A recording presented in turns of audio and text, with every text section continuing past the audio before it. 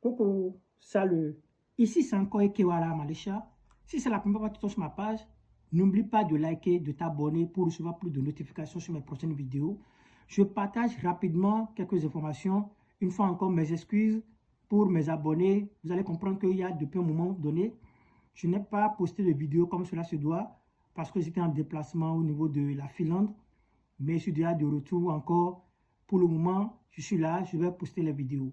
Pour ceux qui m'ont contacté par rapport à les procédures pour le Singapour, j'aimerais notifier quelque chose. Pour ceux qui ont déjà les documents et le dossier à mon niveau, pour ceux qui n'ont pas encore envoyé leur dossier, qui sont encore en attente, j'aimerais notifier quelque chose pour vous. Au niveau de Singapour, les choses ne se passent pas comme vous le pensez. Je ne sais pas si vous me comprenez. N'attendez pas ce qu'un employeur vous fait venir à Singapour pour que vous travaillez, pour que vous remboursiez un peu. Ça ne se passe pas à Singapour. Tout ce que vous allez voir, ou bien vous voyez qui voyagent de l'autre côté de Singapour, c'est les gens qui ont monté un dossier proprement dit. C'est les gens qui ont fait leur procédure proprement dite et qui ont dépensé avant d'arriver à Singapour. C'est vraiment très compliqué de dire que vous voulez voyager, mais vous n'avez pas les fonds financiers. Vous voulez que quelqu'un fasse les procédures. Une fois arrivé là-bas, vous allez travailler, vous allez rembourser. Ce n'est pas possible. Ce n'est pas possible. Peut-être qu'on vous a dit que c'est possible à quelque part. Mais si quelqu'un vous a dit que c'est possible, il faut aller vers celui-là pour vous aider alors.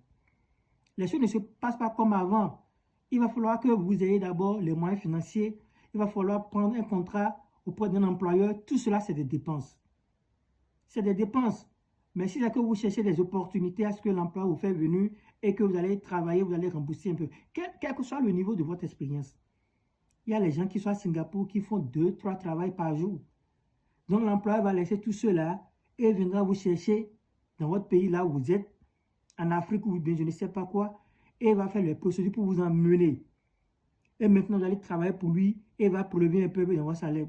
Quand vous asseyez, vous analysez ça, est-ce que vous ne posez pas des questions, est-ce que vraiment c'est normal? Il y a des gens qui tombent encore dans la mer des arnaqueurs parce que quand on vous explique que les choses c'est comme ça, ils disent non. Beaucoup m'ont contacté après, qui disent non, on ne te connaît pas visiblement, on ne peut pas avoir des dossiers, mais après, on les a dupés. Mais quand on les a dupés, ils sont encore revenus. Ils sont encore revenus encore vers moi. Mais lorsque vous voyez que vous ne connaissez pas la personne, pourquoi contacter la personne et demander à la personne de vous aider? Pourquoi contacter la personne et demander à la personne de vous aider à voyager? Ça ne se passe pas comme ça. Lorsque vous ne faites pas confiance à quelqu'un, inutile d'envoyer le dossier à la personne. Inutile d'envoyer le dossier à la personne. Vous devez savoir que les agents de voyage que vous voyez qui sont installés autres, ils ne connaissent pas le terrain. Ceux qui sont partis, qui ont voyagé dans ces pays, connaissent le terrain plus que ceux-là. Et vous devez savoir que la majorité des pays africains peuvent aller à Singapour sans visa. Il y a un monsieur qui m'a contacté la dernière fois avec son épouse, ils aimeraient aller à Singapour. Ils ont été fait stocker. Normalement, leur passeport peut entrer à Singapour sans visa. Mais l'agent de voyage a soutiré de l'argent chez eux et après les a fait comprendre qu'ils peuvent aller, qu'ils arrivent à l'aéroport. Singapour n'est pas comme ça. Je suis resté à Singapour, même pour avoir même la résidence permanente à Singapour, ce n'est pas facile. Même lorsque vous vous mariez à une femme singapourienne, c'est très compliqué, pas facile de pouvoir obtenir la nationalité de le passeport singapourien. Impossible. Et vous devez savoir que le passeport singapourien est le premier passeport le plus puissant au monde. C'est le premier, le plus puissant au monde. Et le passeport singapourien peut entrer dans 193 pays, ou bien combien, sans visa. Si quelqu'un pense que c'est sûrement, qu'il me prouve le contraire dans les commentaires. Donc, pour ceux qui disent non, il faut faire les procédures, une fois arrivé là-bas, je vais travailler, je vais rembourser. Les choses ne sont pas plus faciles comme cela se doit. Même si c'est comme ça, il faut créer votre profil. Il faut créer votre profil. Il faut traduire vos documents qui sont peut-être en français, il faut les traduire en anglais, tout cela. Mais vous voulez encore que je prends encore des fonds pour pouvoir traduire vos documents. Pour ceux qui sont dans n'importe quel pays, vous pouvez aller traduire vos documents, traduire votre CV. Il faut d'abord voir, est-ce que votre profil est convenable par rapport à ce que l'employeur recherche? Tout cela, c'est toute une procédure qu'il faut regarder, il faut analyser. Vous voyez. Donc voilà un peu rapidement ce que j'ai apporté. Et je aimerais expliquer pour ceux qui aimeraient aller à Singapour, en Malaisie, en Indonésie, en Australie, ou bien ceux qui aimeraient aller au niveau de la Fédération de la Russie. Quel que soit le pays où vous le trouvez, lorsque vous travaillez dur, vous pouvez y arriver. Arrêtez de rêver, arrêtez de dire nécessairement vous devez être aux États-Unis, ou bien au Canada, ou bien en Angleterre, ou bien en France, avant de pouvoir atteindre vos objectifs. Quel que soit le pays où vous vous retrouvez, vous pouvez bel et bien atteindre vos objectifs lorsque vous vous organisez et que vous sachiez et vous saviez très bien ce que vous cherchez.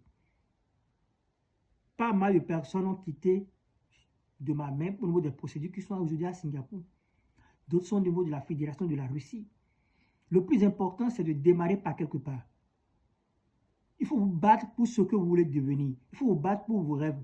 Arrêtez de rester tranquille, calme, et que vous attendiez que le rêve se réalise de cette manière. Non, il y en a d'autres qui vont dire non, Dieu fera, Dieu fera. Dieu là va venir du ciel pour venir vous aider. Il va passer par quelqu'un. Donc voilà rapidement le message que j'ai à passer pour toi qui aimerais aller à Singapour. Toi qui aimerais aller en Malaisie, en Indonésie, en Australie.